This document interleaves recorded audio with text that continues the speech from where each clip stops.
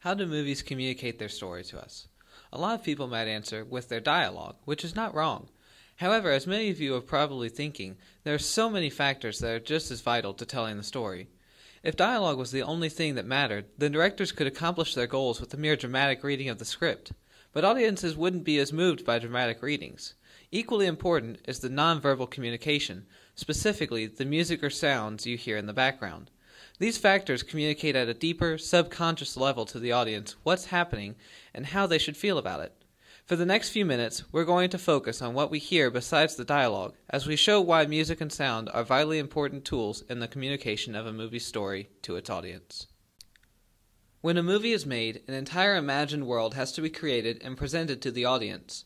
While dialogue, plot, and the aesthetic of the world contribute to its mood, the music chosen for each scene is key to letting the audience know what the current mood is, and therefore cueing them to what they're supposed to be feeling. Playing different music, or even not playing anything at all, will change your emotional perception of what's happening. For example, watch this clip from the Pirates of the Caribbean.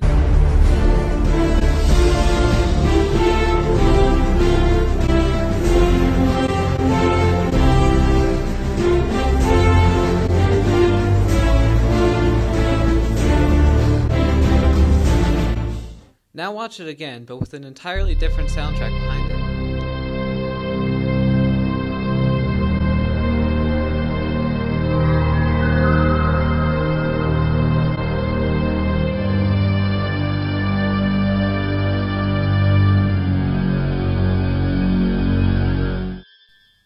And one more time.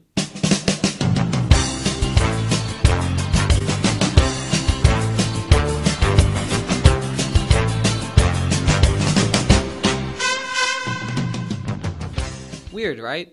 Exactly the same thing is happening in each clip, but your perception of it can change drastically based on the accompanying soundtrack.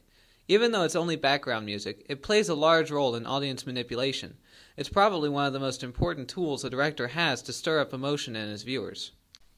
By changing what you're hearing in the background, he's telling you what to feel, and it works. Whether he chooses to make you feel suspense and dread during Insidious,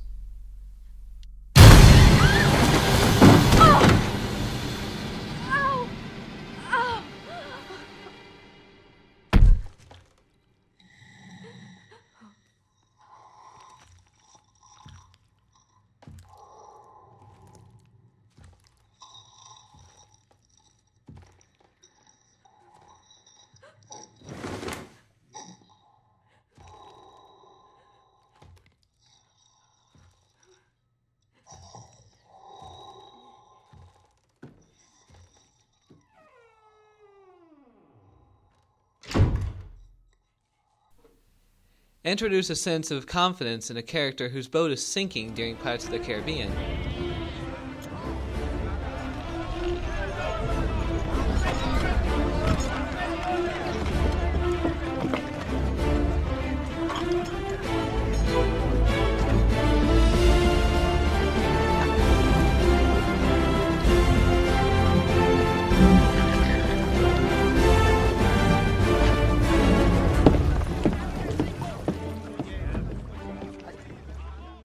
Or chooses to give you a sense of awe during Titanic.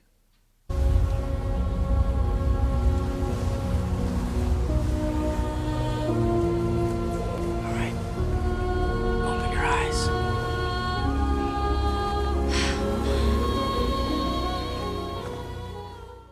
The emotional state of the audience, just like the created world in the movie, is clay in the director's hands. As another example, watch this clip from Interstellar.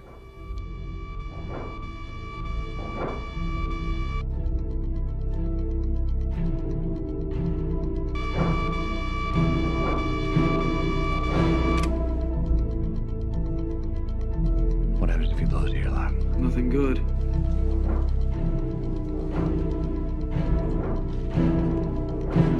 Okay, pull back. Retro thrusters, everything we've got, Case. Retro's at full. Back! Case, relay my transmission to the onboard computer and have it rebroadcast as emergency PA. Dr. May... Open the inner hatch. Do not open the inner hatch. I repeat, do not Rand? open... I don't know what he said to you, But I'm taking command of the Endurance. and then we can talk about completing the mission. Dr. Mann, listen to me. This is not about my life or Cooper's life. This is about all mankind. There is a moment.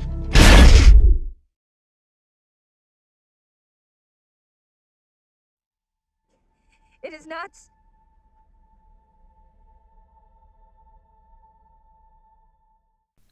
The director uses a soundless environment to convey emotions such as despair and hopelessness. The audience is expecting to hear a very loud and violent explosion when the spacecraft incorrectly locks onto the docking station. However, the director instead cuts out all sound. This produces a shock factor, since what the audience expects is completely different from what they actually hear. What you hear in the background of a scene as an audience member will greatly affect the way you perceive it. Now let's take a closer look at how music is used as a method of specific communication and not just an emotional cue. We'll use Christopher Nolan's The Dark Knight as an example. Movies use the background noise as a method of nonverbal communication. Our entire lives we've been conditioned to make connections between certain types of music and what kind of event is being shown on screen. Look at this scene from The Dark Knight. All you see is a man holding a clown mask getting into a van, but you can tell immediately from the background music, which goes from suspenseful to intense, that this clown isn't exactly heading to a birthday party. This clown is up to something. This is a perfect example of the director hinting about something without using words. The music can also communicate by acting as a mirror to the action taking place. Take this other scene from The Dark Knight, where Selina Kyle is looking through Bruce Wayne's room, lost in thought and detached from reality, which is also portrayed through the music playing.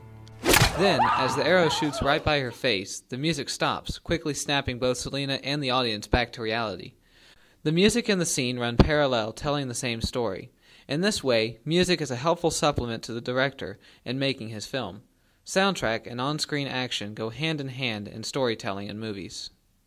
While the dialogue and action in a movie are obviously important aspects, everything the audience hears other than the dialogue greatly contributes to the experience of watching the movie.